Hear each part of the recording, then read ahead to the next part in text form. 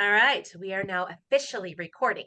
So last week, in this Beyond Medication series, hands-on helpful caregiving, was the power of helping others help themselves. So kind of an overview of that topic.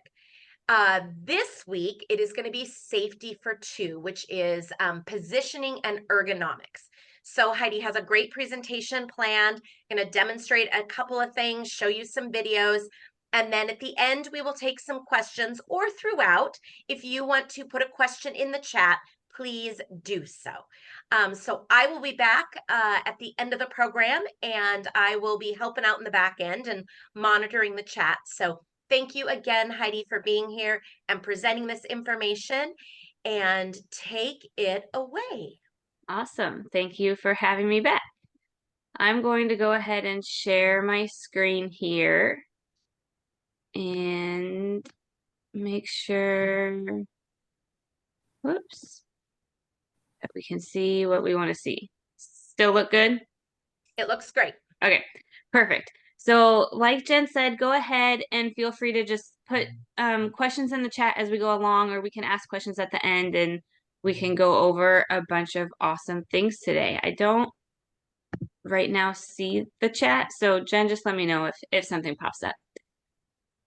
Okay, so today we are going to talk about safety for two, positioning and ergonomics, and how working on our positioning and the positioning of the one that you're caring for can really help increase safety for both of you. And so we kind of called it that. We're going to learn positioning techniques to make things easier and safer for both of you. But as I was making this, I kind of just retitled it Power of Positioning, because it is just crazy how little tweaks in our positioning, changing something small, can have such powerful, lasting effects. Making little things can make a big difference. So I was working once with a gentleman, and he had a really hard time getting up, getting out of bed, getting off the couch, getting out of his chair. And his wife, who was thankfully pretty strong, would come and just lift him all the time. And it was really worrying me because she is strong, but you never know, if something were to happen to her, then they'd both be in a lot of trouble. And it was just the way that he was sitting and she was pulling, and they had this tool that he would hold and she would hold and they'd pull up. But then we just made a little change, and we taught him how to position himself differently when standing up, which we're going to talk about on the next slide. And then he could get up almost by himself. Like, she still guided him, she still helped him a little bit, but she wasn't pulling him, she wasn't lifting him, and he was able to be more independent in what he was doing. So that just shows that our positioning can make such a big difference. So today we're going to cover transitioning from sitting to standing. We'll talk about positioning of walkers and how we use walkers properly and safely. We'll talk about wheelchairs and how we position our wheelchair compared to where we're going with transfers, and how to just position ourselves in the wheelchairs. We will talk about bed mobility, moving around on the bed, getting off the bed briefly, and then we'll talk about ergonomics and your positioning and your safety while you're helping care for the person who you're caring for throughout a variety of different tasks. So a lot of it today is about transfers, but also those key factors relate into self-care tasks and all the daily things that we do to help them. So that's what we'll talk about today. So we're going to start off talking about just transitioning from sitting to standing. This is what we worked on with that one gentleman, and it made a world of difference. So one thing I always like to talk about in terms of our positioning is just these few simple steps. So we want to make sure that you scoot forward and are sitting at the edge of the chair. And it's easier sometimes for me to say you. I'm obviously talking about the person who's actually going to be doing the sitting to the standing, so the one that you're caring for or whatnot. But whoever is transitioning, to scoot forward on their chair, whether it's their wheelchair or the couch or the bed or a standard chair, scoot towards the edge. So you can see in that picture that I'm kind of sitting on the edge. And I am going to, I saw something really cool here. I think, can you guys see this laser pointer? Just kind of nod. We sure can. Okay, perfect. Great. Awesome. So you can see that I'm sitting at the edge of the couch here. I'm not way back here. And that's what the gentleman was doing. He was sitting in the middle of the couch and the back of the couch. and it was hard to get up. So I moved myself to sit on the edge of the couch. My feet are tucked back underneath me. They're not way out in front of me. My knees are bent. My feet are underneath me. And we talk about getting your nose over your toes. So you really want to lean forward to have your nose over your toes. Your toes are back, your nose is forward, and that shifts our weight so that our weight is over our feet. And it's going to be a lot easier for our feet to support our weight with our weight over our feet versus out in front of us or in another position. So then we really want the person to push up from the surface if possible, rather than pulling up on something, whether it's pulling up on a walker or pulling up on you or anything else. It's best to push up from where they are if they can, especially if they're in a chair with armrests that they can push up from. So if they do have a walker, a lot of times people want to grab it and pull themselves up, but the walker isn't secure and staying where it's at, right? So it's best to push up. And once they're standing, then reach out for the walker. Or sometimes people will feel more comfortable putting one hand on the walker and using one hand to push themselves up. But you really want at least one hand pushing up versus both hands on the walker. I'm going to demonstrate this for you in just a second. And then we'll try something. So I'm going to stop sharing my screen for just a second. And then Real I'm going to quick turn question as Yes. you're doing that, Heidi. Uh-huh. What if you can't scoot forward? What if the person has trouble scooting? That's a great question. So there's a couple ways that we could help them and a couple ways that we can try to have them help themselves, because it is difficult to scoot forward and do that motion sometimes. So one thing is, if I don't know if you can see me here, I'm going to tip this down a little bit. So if they're sitting on the couch, one way to scoot forward a little bit easier is sometimes if they push back against the backrest, and by pushing back, it kind of scoots the hips forward. So we obviously don't want to be sitting like this in a slouched position, but sometimes that could help us transition to scooting forward a little bit. So if we're sitting back, just have them try to push back and kind of push those hips forward, and then they can either grab onto something or you can help support them in the back and kind of sit upright.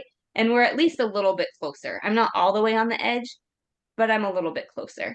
Another thing we can do is to help them scoot. So say we're here, we're going to just take a look at my hips here for a second. As we weight shift side to side, it kind of releases some of the weight on one leg, and then we can help kind of scoot them forward. So I wish I had another person here that I could show you. But if I were the one trying to scoot forward, I would lean to my left, and then maybe you would come and kind of grab my hip and shift that right hip forward.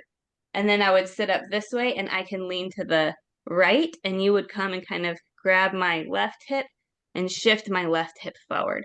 So kind of the weight shifting, and I mean, I can even try to do it on my own with that weight shift. So that's two ways that can kind of help, is pushing back or leaning to the side to get some weight off and trying to scoot forward.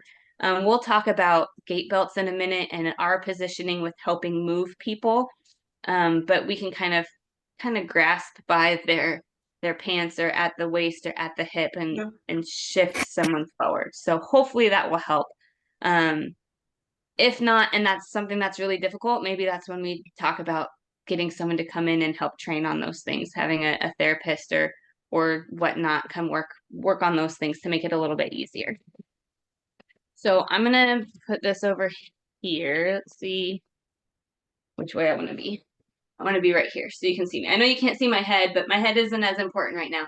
So if I'm going to try to sit up, I want to scoot forward on the couch. So I'm sitting at the edge, and I want to tuck my feet back underneath me. So I know you can't quite see my feet, but you get the gist, right? They're not out here. My feet are underneath me. I'm leaning forward, so now my nose is over my toes, and then I can push up from where I'm sitting. If I have armrests, it's even better. But nose over the toes, lean forward and push to stand up. And it is just so much easier. And I want you to try right now for a second. Put your feet out in front of you. A lot of times people have their feet out in front of them, either because it's hard to bend their knees. I know that sometimes there's less range of motion. It's difficult. I say this as in it's the best practice, but I know that not everyone can do it. So that's something that we can work on.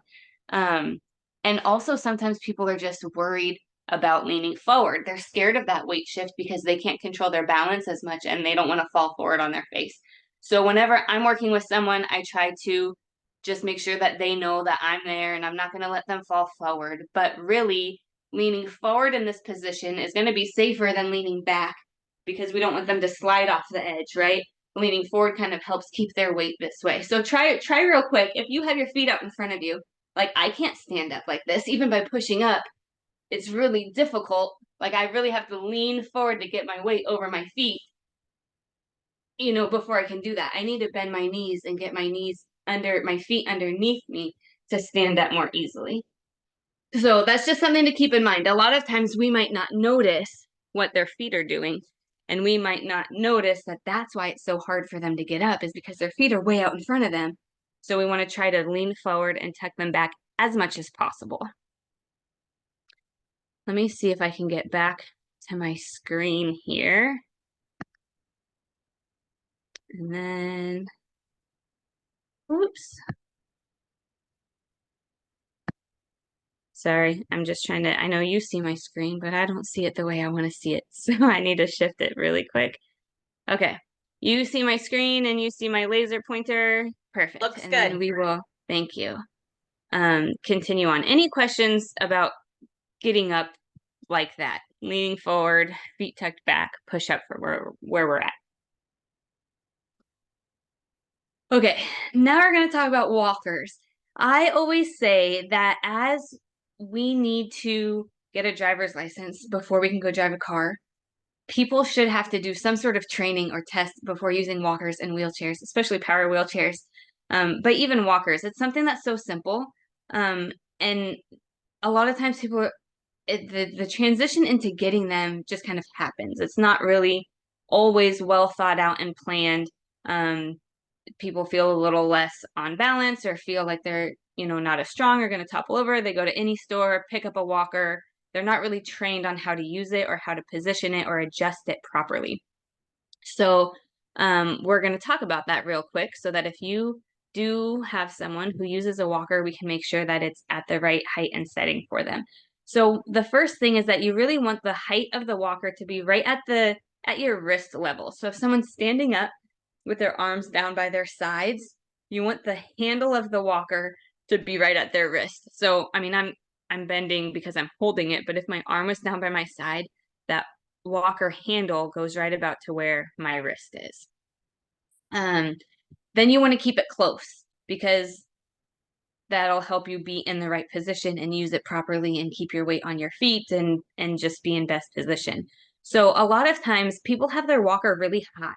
And they always say when I'm like, oh, your walker's really high, let's lower it. Then they talk about how, but then they'll be hunched over and they don't want to be hunched over. But in reality, what I see is people have their walkers high, but then they have it way out in front of them. So then they're hunched over anyway. So that's kind of like this picture here. I'm leaning forward and so I'm hunched over and then we're taking up more space and then it's not supporting me as well as it should be. So we really want to be keeping the walker close to you. Your feet kind of go between those back wheels as you're walking to make sure that you're in the optimal position while using it.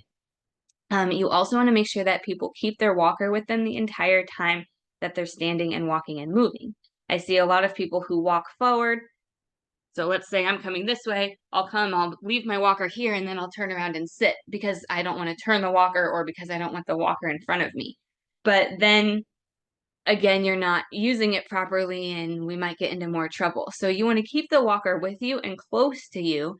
Another time that I see it being hard is while someone's turning, they don't necessarily keep the walker with them the whole time and it ends up further away. So you want to keep it close to you the entire time until you're sitting. And then once you're sitting, if you don't want it in front of you, we can move it out of the way.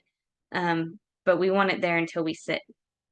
Another thing is if you have a walker that's a rollator like this one with the 4 wheels and the seat and the brakes, if it has brakes, always, always, always, always, always lock the brakes. People think I'm a little crazy, and I do tend to go overboard on it because it's so much easier to get in the habit of always locking it than remembering when to and when not to lock those brakes. So my motto is not motto, what I say, teach, hear, believe, is to just, if you're not moving, if you're not walking with it, have the brakes locked.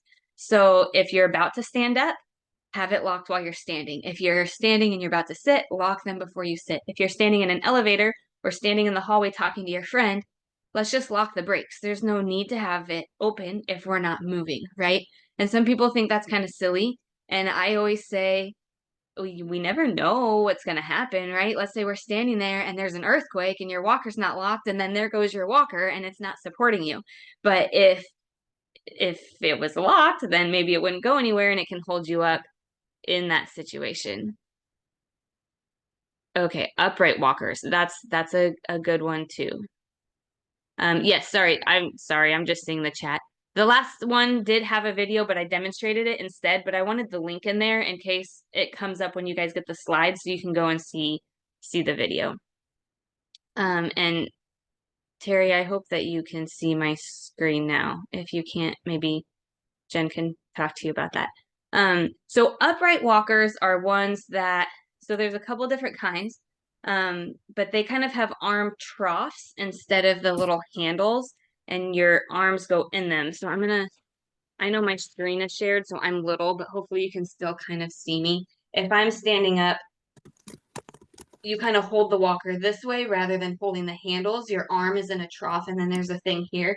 So those you really want at a height that's kind of, if your arms are down and your elbows are bent, it'll be right there. You don't want to have your elbows hiked up, and you don't want to have to lean into it.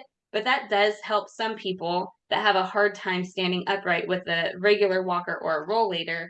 It helps kind of put them in an upright position and their arms are more supported. So those are a great option as well.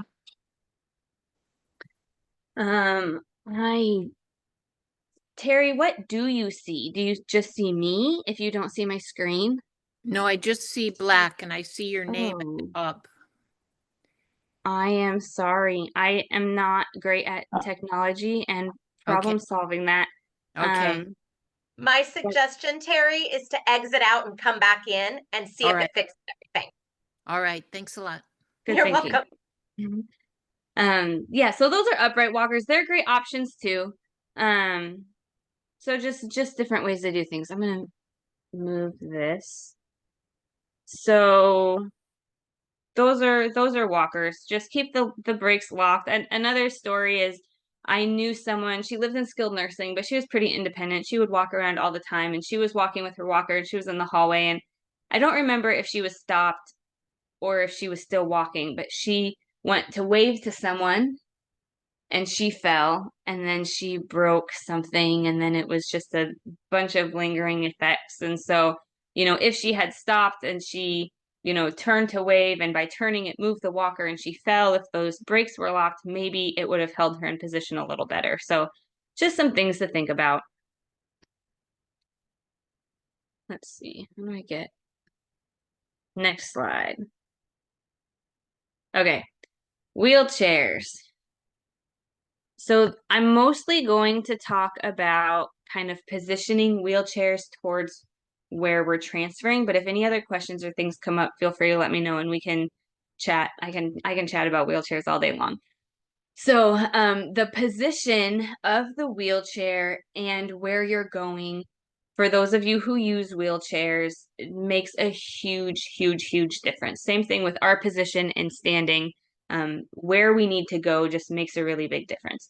So for those of you who do use a wheelchair, and if you don't, maybe just things to keep in mind if you end up needing one in the future. But I tend to, let me get my little pointer back here. This thing is so cool. I tend to, sorry you guys, I really need like 5 screens here. Have angle the walker. So here's the wheelchair, here's the bed, and I angle it at kind of like a pizza slice formation. I drew a nice little pepperoni pizza there for you guys to see. And this helps so that there's room for your legs when you turn, but you're also close to the surface that you're going to, and there's minimal turning distance. So when you think about the wheelchair with where you're going, you want to be as safe as possible, as close as possible, but also giving yourself space to move without getting tangled up and getting those feet tangled up. So you can see these blue lines is kind of like if it was at a 90-degree angle, this side of the wheelchair would be back farther. So though there wouldn't be as much of a gap here, the angle that someone's turning would still be more. So that's why we like the kind of pizza slice formation. If the wheelchair was faced straight at the bed, then the person would have to turn a whole 180 to go sit down. This way, they just have to turn a little bit. And that's another thing is when you are positioned somewhere, whether you're standing with a walker or a wheelchair or nothing, you always want to go. So if there's a pizza slice, you want to turn the bum across the pointy part of the pizza, right? Because there's less distance to travel by turning this way versus if you're sitting and you turn and look at the bed and turn your bum all the way around the crest side. There's way more distance you have to go and way more opportunity to fall because there's nothing back here behind them. If you stumble while transferring turning this way, you're going to end up sitting at the edge of the chair or the edge of the bed or kind of getting caught in the middle, and it's easier for someone to help support you in turning all the way around. So we really want to think about that pizza slice. Another thing to think about are wheels of a wheelchair. So this is true with power chairs, with standard chairs, with transfer chairs. If you have those caster wheels in the front, the ones that kind of, most chairs, they're caster wheels, right? They kind of turn as you turn. So if you are pushing the chair forward, those caster wheels flip back and they're kind of under the chair more. But if you go forward and you're like, oh, I'm too close to where I'm going, and you back up, those wheels kind of flip around and then the wheels are in front of you a little bit. Or if you're in the middle of turning, they're sticking a weird way. And so we want to take a look at those wheels when we're getting ready to transfer from one place to another, because we don't want those wheels popping out to where we can trip on them. And a lot of people don't recognize that if we just kind of back up and then reposition going forward, those wheels will flip back and they'll be out of our way. So it is something that we can kind of adjust and modify to make easier and safer in that way. I have also used tape with a lot of people. If they have a hard time figuring out the right position of their chair with where they're going, if it's a common place like in the bathroom, at the toilet, or going to their bed, or going to their favorite couch, I've put pieces of tape on the ground, just kind of where the front wheels would go, either like a long line or two little lines here, just to help remind someone where those wheels should be to help keep that best position of their chair towards where they're going. So that's something that, if you can find the best position, but they transfer themselves and they forget, maybe you can put that tape there. If you have a hard time with it, maybe, work with a therapist and see if they want to come in and or I could come in, or we could do something, and find that best positioning, and we can make markers for you to help you remember how to best help them. So that's just another tool we can use to help be in that best position. Just general wheelchair sitting and positioning, you want to make sure that someone is upright in their wheelchair, right? Like before, we don't want them to be slouching. We don't want them to slide out of the chair. We want the right support so they're not like leaning over one way or just in an awkward position. So that's another thing. If you notice your loved one and they sit in a wheelchair and they're just like not in a good position, and it happens a lot, or they're sliding out, or they're twisting and turning, that's a time to reach out to someone and get some help with some positioning, or maybe find a wheelchair that fits them a little bit better. I work with a really great wheelchair guy. He focuses on complex chairs, but there's different companies and people who can help and take measurements and work with a therapist to get the right wheelchair for the right person, so that it really is most beneficial for them and where they're going and what they're doing and what they're needing. So kind of like the walkers, some people just go out and get wheelchairs, and it's fine for some people to just go get anything and use it. And for other people, it's just a lot better to get something that's customized and made for them, and they can be best positioned.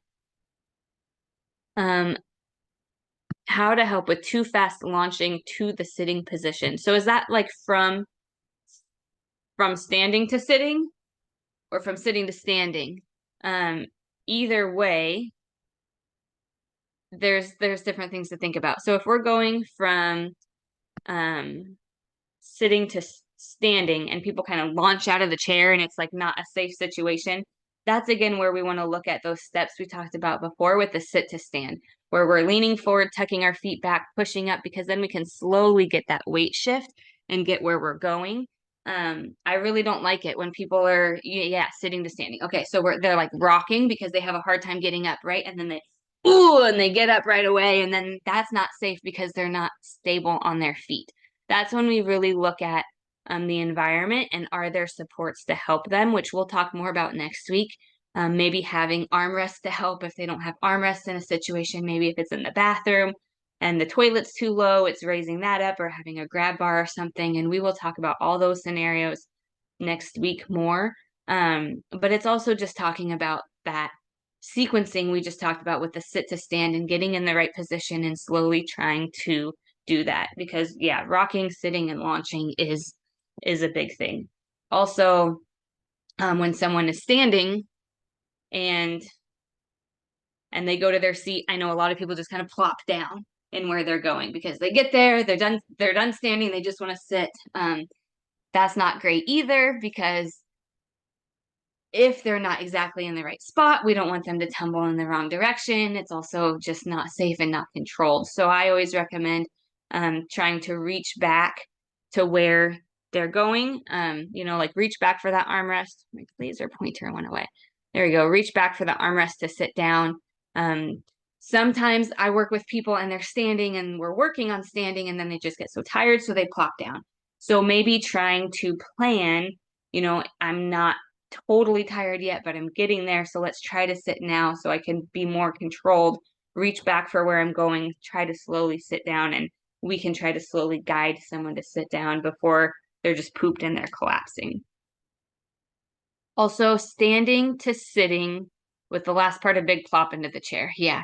Yes, the brakes should always, always, always be locked in that. So someone, even with a walker, you're just sitting down. So you think, oh, I'm, going to sit down. I don't need the brakes locked anymore. But that walker can still kind of it's just best practice to always have it locked. If someone is in a wheelchair and they're going to sit down, 100% have the brakes locked. I would just, if you're not moving, I mean, you are moving when you're sitting to standing or standing to sitting, but those especially, you do want all sorts of brakes locked in those transitions, because you don't want chairs moving, you don't want walkers moving, because you're right. Sometimes people do kind of plop down quickly or get up quickly, and if it's not locked and they get up, and then it kind of rolls away from them and we end up on our face. And we don't want that either. So those are some techniques to try to help. Again, if it's difficult, if you try some of these, reaching back, slowly sitting down, and it's just really difficult, it is hard. And that's something that we work on a lot with therapy and what I do. Kathleen says her sister has the U-step walker, which is always locked and you have to squeeze the handles to move. Game changer. Yeah, I have worked with a couple people who have Parkinson's specifically who use that, and that is really helpful. So those, it's locked and you squeeze the handles to be able to move. And so for some people that is a big safety and helps them along the way. Big difference maker. Okay, let me make sure I said everything I want to about wheelchairs. I think I did. And then we will move on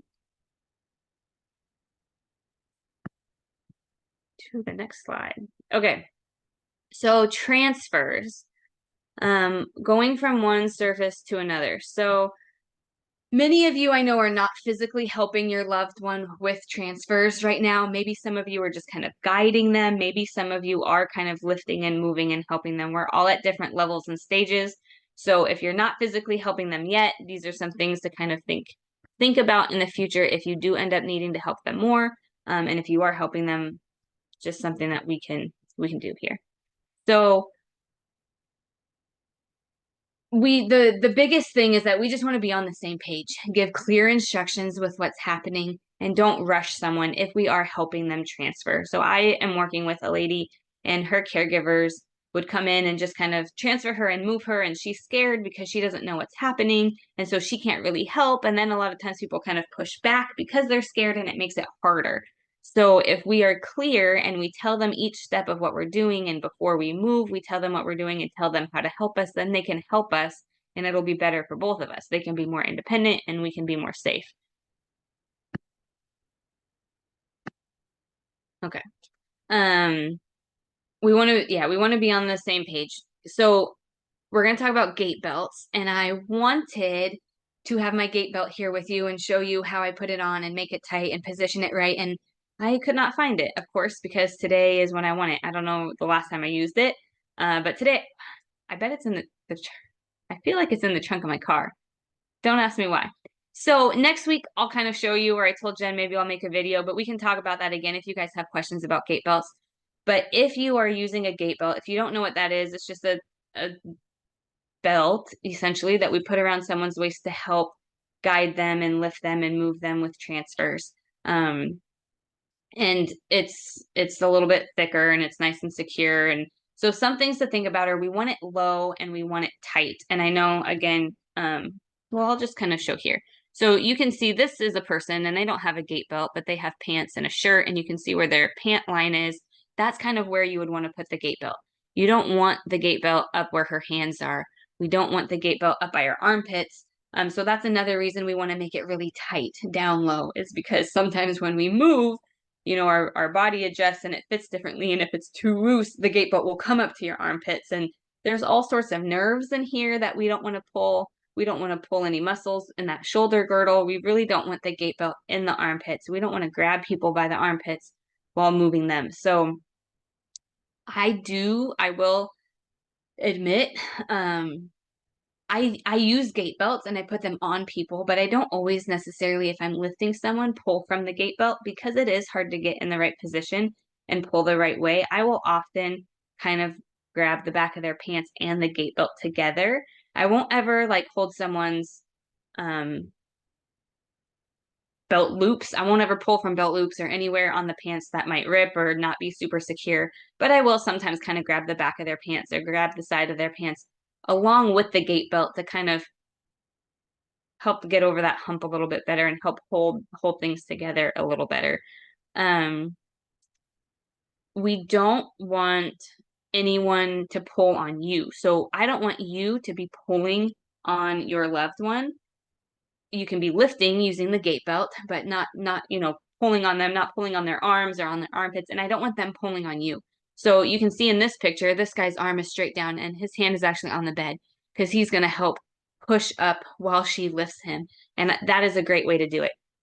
You'll see in a minute, you can also kind of have them just rest their arm on you, but I don't want them pulling on you, because that's not going to help either of you. So we're going to look at these in a couple examples, but just their positioning and your positioning together make a huge difference in these transfers and what we're doing and where we're going. So we'll take a look at that. Okay, so there's two main types of there's a ton of types of transfers, right? And everybody's a little different. There's two main ones that I'm going to talk to you guys about today. So one is a stand pivot, and this is essentially when someone stands up, turns, and sits. And we might help them get up while standing. We might guide them while turning. We might help them when sitting, but it is a little more guiding than actually lifting and moving. Sometimes they'll be using a walker, like in the video you're about to see. Sometimes they won't be, and we can just kind of be in front of them and help them. So, but the standing part is the same as with our sit to stand, right? We scoot forward, we lean forward, we tuck our feet back, we push up if we can, and we stand. So your position with them is you want to be close. If they don't have a walker, you can be right in front of them. You can kind of have both hands, on either side of their waist at the gait belt or at the edge of their pants or at their hips, and help lift them. And you want to keep your back straight and kind of be in front of them in that way. If they are using a walker, you don't want to be ever leaning over a walker to help someone, right? So in this situation, you would kind of be on their side, and you can hold the walker with one hand if you want to, don't have to, and just grab the belt, the gait belt, or grasp their pants. If you don't have a gait belt, there's some way to best help them and lift from your side, but their back. So I'm just going to kind of show you in this video, but you want to have them keep their walker close to them. If they use a walker, turn all the way, keep the walker with them, lock the brake, sit down. If you're helping, you can kind of hold that gait belt the whole time if they have a gait belt on, as they're turning, stay close to them. If he's turning, I need to be turning with him. I don't want to be reaching out while he's turning and then I'm off balance and not supporting myself in a good way. We want to give them sometimes cues to turn, cues to keep that walker close to them. And then we want to encourage them to reach back for the surface they're sitting on to slowly sit rather than plopping down. Oftentimes with the stand pivot, it's more guidance, less physical assist, but sometimes there is more physical assist with it. But basically someone stands, turns, and sits. So I'm going to play this, hopefully going to play this video for you. Let's see. Oh, I need to get my, sorry, I need to turn my laser pointer off. Okay, so here, it's hard to see because my pants are black and the couch is dark, but my knees were bent, my back was straight. I helped him up. I'm turning with him. I'm keeping myself close to him, and then he's going to reach back and sit down. I still keep my back straight, and I stay close to him the whole time. So we'll just, oh, my pointer's back. That's okay. Okay, well, if you want to watch it again, you can look back at the, actually, I don't know if that'll work. Let's see if it'll. Laser pointer, go away. We're going to show it one more time. So I am kind of close to the couch too in this scenario. So it was hard for me to, I was getting all the way over as I could, just bending my waist and my knees, keeping my back straight, guiding him over, and then we'll sit down. So that is a stand pivot transfer. Whoops. This is a squat pivot transfer. So typically there's a little bit more physical assist involved in a squat pivot. And the assist levels still vary. Maybe they do most of it, but you help them a little. Maybe it's 50-50. Maybe you really are lifting and turning and placing someone down. But they don't come to a full stand. They're just kind of in that squat position. And they can still, by squatting, put their weight over their feet to help you. So that's why our positioning is super important. It's helpful, not necessary, but helpful to have the seating surfaces as even as possible. If you're going from a wheelchair to a chair or to a bed, I mean, they can be different because you are getting off of one and onto another, but it's easier if you can have it kind of similar. For squat pivot transfers, I like removing armrests if applicable and if able. So if someone's in a wheelchair and they have a flip back armrest, let's move the armrest. So if I'm moving to my left, I'll keep the right armrest down because they can kind of push up from that right armrest to get up, but I'll flip the left armrest up. So then I don't have to worry about getting someone up and over that armrest. I can just kind of, if they're squatting, move them over a bit easier, if that makes sense. Same position, feet back, lean forward, nose over toes, push up from where you can, or they can kind of reach towards where they're going. So let's say we're moving to their left, they can push up with their right arm and they can reach their left arm out towards the surface that they're transferring to just kind of help guide where they're going. Another thing to think about is, so if I'm helping move someone, it's a little quicker than the stand pivot, right? They're not taking steps throughout the process. I kind of take a step, but they kind of just twist and turn. So before we lift them up, before they stand up, we want to point their heels in the direction that we're going. So if we're turning to our left, if they're turning to their left, you want their heels to be pointed to the left. Because that way, like if we're here, if I'm here, my feet are here, and we want to end up sitting here, if I'm just kind of twisting them, that's a lot of distance, then their ankles can kind of twist and turn. But if we start off with their heels towards the left, there's less distance that they need to turn, if my hand gestures make sense.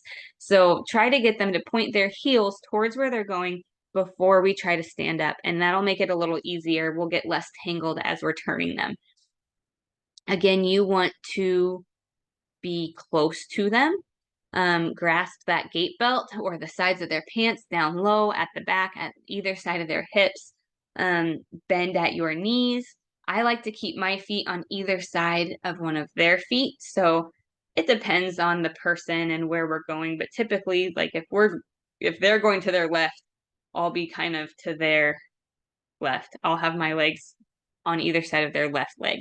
And then I'll have them lean towards me, kind of almost like put their head on my shoulder, you know, to get their weight shifted forward towards me. And then I can have them put their arm on me if they're not pushing up from something, if they're not able to do that. They can have their arm there, but I don't want them pulling on me. So I'd rather them just push up or reach for where they're going. But you'll see here, he does put his arm on me, but he's not pulling on me at all. It's just resting there. So as I'm helping him turn, I take a step back as I'm turning myself. So you can kind of take a step, but they don't really take a step. So it could be helpful for you a little bit, not as extreme as them, but to turn your toes slightly towards where they're going, just because then it's less steps for you to take, but you don't want to be, you know, standing crooked as you're lifting someone. So you really want to make sure you're in a good, strong position, stand up, take a step, and they can kind of have their heels pointed towards where they're going. So keep your back straight while lifting, while turning, while sitting. So that's the big thing with these squat pivots. You really do want to take a step as you turn because you don't want to be holding someone and twist your back. That is not going to go over well. So we will go ahead and watch this video. I get low, my back is straight, my knees are bent. He's just kind of resting his hand on me. I'm lifting, I take a step, and he doesn't really lift or move his feet at all. We'll see if we can watch that one more time.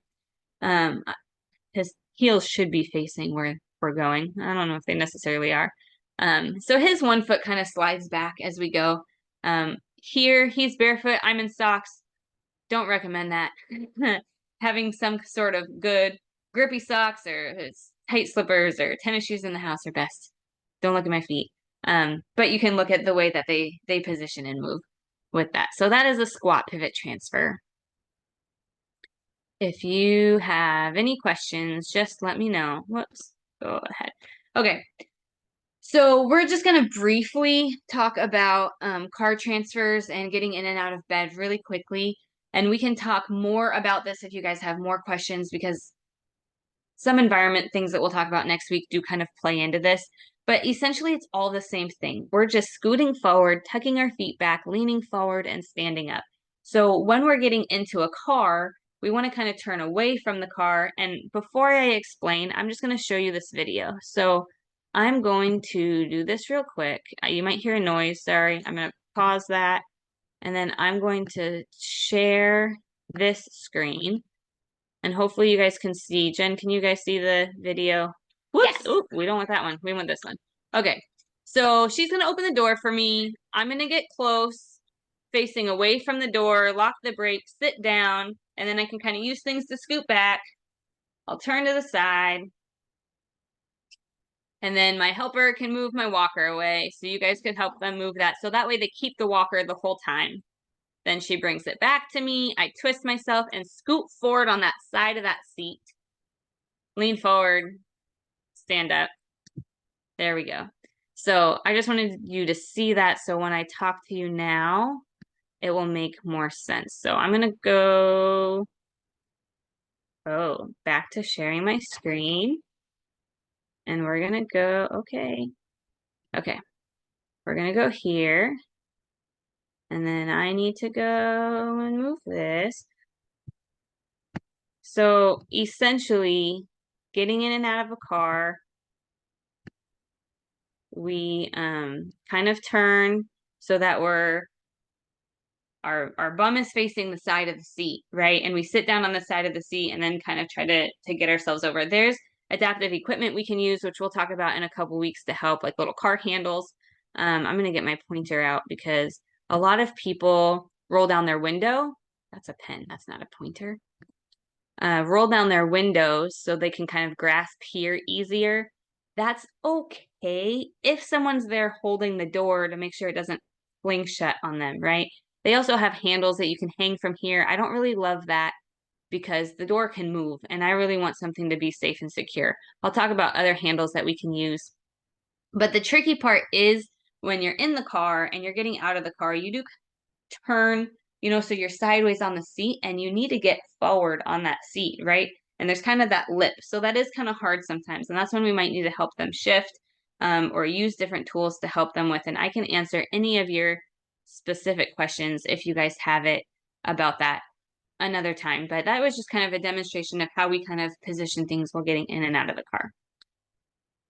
Bed mobility, same thing with everything else in terms of getting up, right? When we're getting into bed, we want to sit down as close to the head of the bed as possible. So if someone has a bed rail, we want to sit like up against that bed rail, because if we sit in the middle of the bed and we lay down, we're going to be way down in the bed, but we want our head to be at the head of the bed. So we want to sit up higher as much as possible so that when someone turns and lays down, they're in a good position. If someone transitions with a walker, keep the walker close to you till you get up to that edge of the bed. If you go from a wheelchair to the bed, get it nice and close up towards the head of the bed, in that pizza position we talked about before. And if there's relation to a bed rail, we'll talk more about that next week. But that just is kind of a way to get in the best position before laying down. And then when we get up out of the bed, we can do a log roll technique that sometimes helps, because when people are laying down, it's hard to get up. And I'm going to demonstrate that to you. So this is another thing that there's a video here. We're not going to look at it today. I'm just going to show you instead. So I'm actually going to stop sharing my screen. Whoops, stop share. Okay. I'm going to turn my screen this way so you can kind of see my couch here. And so if I'm just going to lay down. Okay, we're going to get up. We're going to lay down. If I'm laying down on my bed and it's kind of hard for me to get up out of bed, if I go this way and get my feet over, it might be hard to get out. So I like teaching people what's called a log roll. So first we're going to bend our knees as much as we can. Maybe some people can get them all the way up. Sometimes they can't, but we want to bend those knees as much as we can. And then if we're this close to the edge, we kind of want to be a little further over. But then we're going to roll to the side. So you take your other arm and reach across your body. If you have a bed rail, you can grab it. If not, you just want to kind of reach across your body. And this is why bending our knees helps, because it helps shift our hip. So then we're really on our side here. So now I'm on my side, and it's easier to kind of bend my knees and my hips more to get my feet off the side of the bed. And then I'm going to use my hand here to push up till I get on my elbow. And then I can use my elbow and my hand to help sit up better. It works really great for some people, doesn't work as great for others. It's all about the person and the situation, but that is one way to more help someone get out of bed in that position, if applicable. So we'll come back here, and then I'm going to share my screen again, because there's one more thing for us to talk about. Okay, and then I need to move this. And come over here and hide this. I know you don't see anything. I'm just talking to myself over here. Okay. Next slide. So we did a lot about transfers, a lot about other positional devices. But there's a lot of things that you do throughout the day to help your loved one, whether it's getting on their socks and shoes, getting on their underpants, giving them a shower. And there's a lot of awkward positioning situations that you may come in while doing that. While we're bathing someone, reaching their back on the opposite side, are we reaching and leaning while we're doing that? If we're washing their feet, are we just kind of bending over, bending our backs while we're doing that? Getting socks and shoes on, what type of awkward position are we getting ourselves in? So we're going to talk about some ergonomics and some positioning for yourself while doing these things. One thing to keep in mind with every situation is to bend at your knees, not at your back, and be kind to your body. If you feel something, if you're helping someone with something and you feel a little tweak, like take a break, take some rest. Let's find a different way to do it, because just like we talked about last week, if you're hurt, you can't help them, right? So really think to yourself, is this the best position that I can be in? If you are reaching around someone to help them put lotion on or do something, could I maybe take a step to the side and turn my body so it's a little closer to me? Everyone's best position is going to be a little different. If I'm working with someone on socks and shoes and compression stockings, or getting underpants over their feet in the bathroom, I squat or I kneel, because for me, that's what works best for me in that position. I can get low, I can kneel, and I can do that. For you, you might have a hard time kneeling or getting in the same position that I do. I work with caregivers and buildings at a skilled nursing facility and I'm showing them how to do something, but they don't fit in the same place the same way I do, right? So I have to take into consideration what their abilities are and what best position is for them, because it might be a little different than me. But is there something that you can do? We just want to think, how can we make this safe for you? So you think to yourself, how can I make this safe for me? If someone's sitting in a chair and you're, putting on their compression stockings, instead of bending over, could you kneel? And if you kneel, could you maybe use like a knee pad to help it be more comfortable? Or instead of kneeling, could you sit in a chair also and have them lift their foot up to you so you can more easily get something on them? When I was pregnant with my son, I was quite pregnant, and I was helping someone put on this big leg brace most of the times that I went to see her. And I couldn't get down on the ground to do that anymore. So I'd sit on a chair and I'd have her wheel over and just lift her leg up onto me, kind of on my lap. And I'd put that leg brace on her, and that's the way that it worked. So if you're, in the bathroom, is there a tub you could carefully sit on the edge of? Or, can you sit in a chair? Or if they're on their bed, instead of bending over to help with their feet, could you sit on the edge of the bed with them and help get those socks and shoes on? Or do they have a bed that can raise and lower? I know a lot don't, unless it's a hospital bed, but can you have it at the right height where you can do things to help them better without bending over? Sitting and bending is better than standing and bending, right? So if you're both sitting in a chair, you can bend at the hips then to help them. I know I'm just getting my face close. I'm bending. You can't see me. But my back is straight. I'm bending at the hips to kind of help them get those things on. Better than standing up and bending over. We just don't want any of that. There's adaptive tools that can help with a lot of personal care tasks that they can use to help themselves, but also you can use to help your positioning and how you help them be more comfortable. It might take a little extra time to think about, okay, can I step this way, or can I get them to come close and put their leg up and do this? And it takes a little bit of extra time to do that, but it's going to save you time in the long run because you're not going to get hurt. So you're going to be able to do things more easily. So these are all just kind of things to keep in mind. We want to keep you safe and feeling good so you can keep helping them. So these are pictures of someone transferring, and I just want to go through them really quick. So the way she is, her back is straight. So that's good how she's lifting, but her hands are kind of high on his back. I would recommend doing like this guy where the hands are kind of more at the hips, just because you're going to get better leverage that way. How his hands are up over his neck, I don't really love that. But if they're resting, it's okay as long as he's not pulling down on him. Again, his back is straight, his knees are bent on either side of him. So those are some good aspects about this positioning in terms of transfers. But just thinking all the daily tasks, now that we've talked about this for the next 2 days, I just want you to think with everything that you're doing, okay, is this a good position for me? Oh, I'm bending again. I never realized how. I bet you're going to realize that you're like reaching and twisting and bending to help people a lot more than you might think.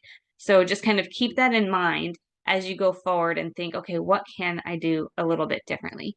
So here's my contact information. If you guys have any questions, feel free to just let me know. I know, like I said, everyone is a little different, so what people are going to need is a little different. And a lot of these instructions that I shared with you, like we talked about last week, your loved one might not love taking these instructions from you the way they would from someone else. So it's good for you to know, but just know when reaching out for something else might be helpful. When I provide occupational therapy services, I work with the individual, but I also work a lot with the caregivers and work with all three of us together so that we're all on the same page. I go to people's homes or wherever they're at to visit them in South King County and North Pierce County. So if you guys are around there and you have questions, let me know. Otherwise, I can also do some virtual visits or online consulting or whatnot, or just shoot me an email if you have a question and I'll respond so we can figure it out. I just want you to know that I'm available for support if you need it. Next week, we're going to talk about our environment and how to control our environment and allow it to help us rather than it have barriers, and how we do that without doing complete remodels, and how we can use different situations to make our environment fit us individually best. So when Jen sends out the recap email, if you guys have any questions about environment, please let her know and she'll let me know and we can talk about it. If you have any questions from today's presentation that we didn't get to cover, reply to that email about that too, or send me an email and we can talk about it. I'd be happy to help. So if you have any questions, let me know. Otherwise, that's all I got for today. Let me stop sharing my screen. I'm amazed that you are like right on time. Like, You know what? Me too. And I that's don't, I fantastic. thought about that last week and I don't even plan it that way. I put out the information and I hope that it takes enough time and it doesn't go way over and it somehow just always works out. So we'll see next week. I mean, 2 down, 2 to go. Excellent. But I am quite amazed at that as well. Yeah. So I'm going to stop the recording